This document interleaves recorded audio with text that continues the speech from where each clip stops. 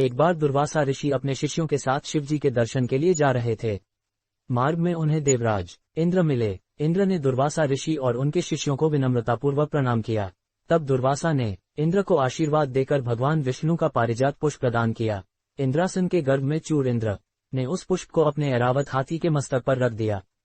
उस पुष्प का स्पर्श होते ही ऐरावत सहसा भगवान विष्णु के समान तेजस्वी हो गया।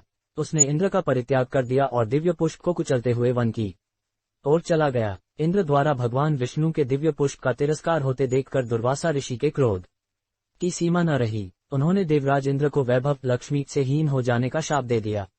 दुर्वासा मुनि के शाप के फलस्वरूप लक्ष्मी उसी क्षण स्वर्गलोक को छोड़कर अदृश्य हो गईं। लक्ष्मी के चले जाने से इंद्र आदि देवता निर्बल और धनहीन हो गए। उनका वैभव लुप्त हो गया। इंद्र को बलहीन जानकर दैत्यों ने स्वर्ग पर आक्रमण कर दिया और देवगण को पराजित करके स्वर्ग के राज्य पर अपना परचम फहरा दिया। तब इंद्र देवगुरु बृहस्पति और अन्य देवताओं के साथ ब्रह्माजी की सभा में उपस्थित हुए। तब ब्रह्माजी बोले, देवेंद्र, भगवान विष्णु के भोगरूपी फूल का अपमान करने के कारण रुष्ट होकर भगवती लक्ष्मी तुम्हारे पास से चली गई हैं। उन्हें पुनः प्रसन्न करने के लिए तुम भगवान नारायण की कृपा दृष्टि प्राप्त करो। उनके आशीर्वाद से तुम्हें खोया वैभव पुनः मिल जाएगा। इस प्रकार ब्रह्माजी ने इंद्र को आश्वस्त किया और उन्हें लेकर भगवान विष्णु की शरण में पहुंचे। वहां भगवान विष्णु भगवती लक्ष्मी के साथ विराजमान थे। देवगण भगवान विष्णु की स्तुति करते हुए बोले, भगवान, आपके चरणों में हमारा बारंबार प्रणाम। भगवान, हम सब जिस उद्देश्य से आपकी शरण में आए हैं, कृपा करके आप उसे पूरा कीजिए। दुर्वासा ऋषि के शाप के कारण माता लक्ष्मी हमसे रुठ गई हैं और दैत्यों ने हमें पराजित कर स्वर्ग पर अधिकार कर लिया है। अब हम आपकी शरण में है, हमारी रक्षा कीजिए।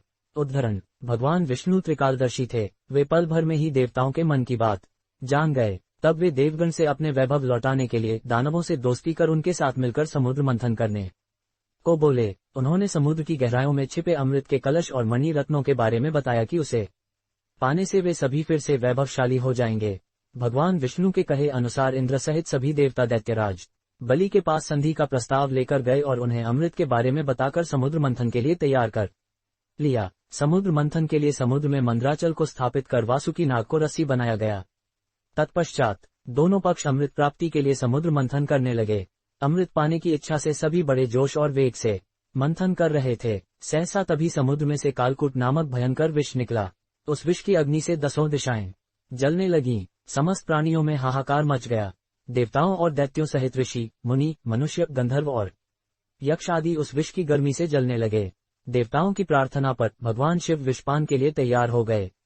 उन्होंने भयंकर विष को हथेलियों में भरा और भगवान विष्णु का स्मरण कर उसे पी गए। भगवान विष्णु अपने भक्तों के संकट हर लेते हैं। उन्होंने उस विष को शिवजी के कंठ गले में ही रोककर उसका प्रभाव समाप्त कर दिया। विष के कारण भगवान शिव का कंठ नीला पड़ गया और वे संसार में नीलकंठ के नाम से प्रसिद्ध हुए। जिस समय भगवान शिव विषपान कर रहे थे, उस समय विष की कुछ बूंदें नीचे गिर गईं, जिन्हें बिच्छू, सांप आदि जीवों और कुछ वनस्पतियों ने ग्रहण कर लिया।